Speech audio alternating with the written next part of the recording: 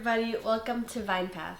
Vinepath is a wine club put on through Baco's Wine and Cheese in Boston, Massachusetts, and my name is Mariana. I'm the wine buyer there. Vinepath, every month we pick a topic to explore in the world of wine. I pick a few wines to explore that topic and learn more about wine this way. This month the topic is Swiss wines. I've only had a handful of wines from Switzerland. It's always been a wine region that has intrigued me. They do have a lot of history with winemaking, but just so little of it is available outside of Switzerland. And when it is, it's really expensive. I picked 3 wines this month that are a good intro to Swiss wines, 1 white and 2 reds. Switzerland is a very centralized country that borders countries that are very famous for their wine, such as Germany or France. It's no wonder that Switzerland also makes really high quality wines. 61% of Switzerland is covered by the Alps, and the continental climate of Switzerland is really tempered by all the lakes and rivers in the country.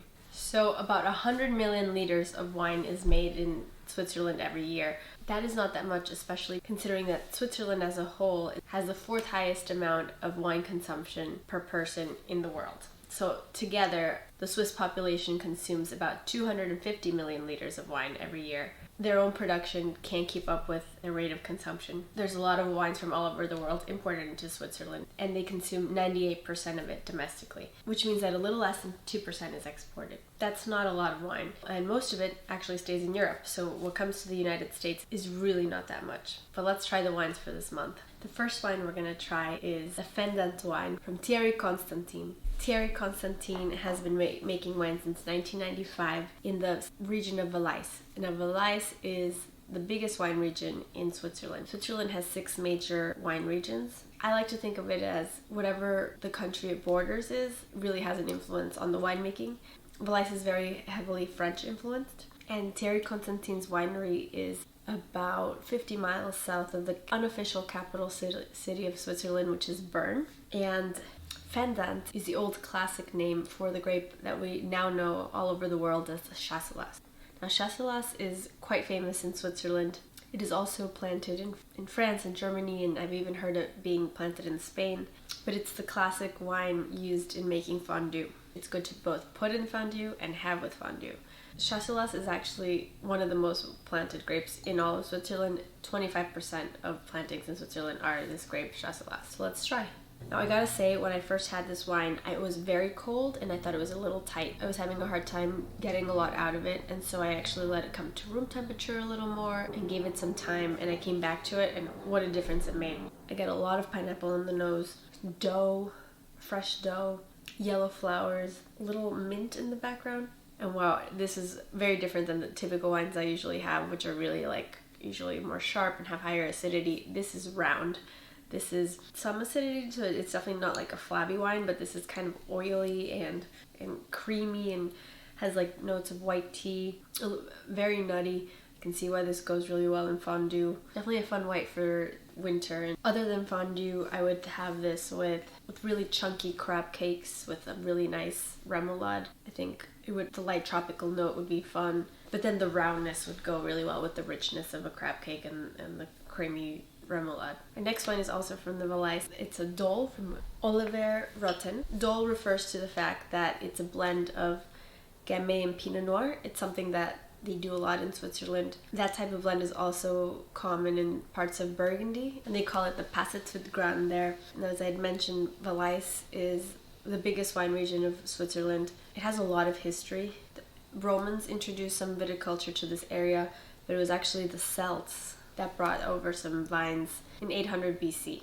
Now, Valais is a big valley. It gets a lot of sun. It's actually really ideal for growing vines. It's dry. There's a lot of concentration in the grapes in this region. So this wine, I would say, is quite a spice bomb. Deep cherries, prunes, definitely a little spicy on the nose. This wine is aged in neutral barrel, so there's no new oak on it. Yeah, a nice deep spicy Pinot Noir. The Gamay just adds kind of like a freshness and a zippiness to it. Definitely a little thicker on the palate. Not a super light wine. Oliver Rotten is actually the 3rd generation in his family to be making wine. He is exporting quite a bit to the US. He actually married a woman from Washington State. They met in some wine studies, so she's also involved in the business. And they just really want to share beautiful Swiss wines at more affordable prices. And I think they're doing a great job. I would definitely have this with a pulled pork sandwich. I think something kind of rich and deep like that, but that would play off. And now we go to the Ticino area. Now Ticino is on the border of Italy, and as I had mentioned before, it gets the wine regions in Switzerland, depending on who they border, really influence the winemaking. So Ticino is basically an extension of that northern part of Italy. And we have the Silbernagl wine. This is made with 100% Merlot. So Andrea Silbernagl is the winemaker here. It's a winery that's making very pure wines. I never smelled and tasted a Merlot like this. I think it's really fun. The nose, I think, really jumps out at you. I get figs, a bouquet of flowers, like all kinds of flowers, crushed pink cherry. I could just smell this all day. The weight of the wine, though, is a lot lighter than I expected. The tannins are pretty mellow, and it doesn't have that chocolatiness that I usually get in Merlot. It's much fresher and juicy. Because of that lightness, I would actually want to have this with a creamy, cheesy pasta, like a fettuccine alfredo. I think that would be really nice. And this Merlot is coming from a single plot in the village of Brussata.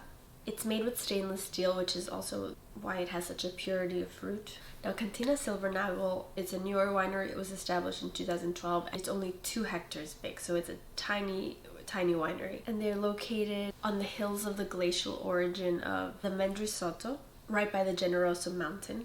And Andrea is very much of the low intervention approach, so definitely of the philosophy, let the grapes do the talking, and showcasing the purity of the fruit of this region. And a lot of people of this region actually speak Italian. Like, if you look at the map, it's so close to like Como and the Valtellina region in northern Italy. I'd be very curious to try more wines from this region. I think they're really intriguing. And the wines we tried today are more international varietals, so Merlot and Pinot Noir.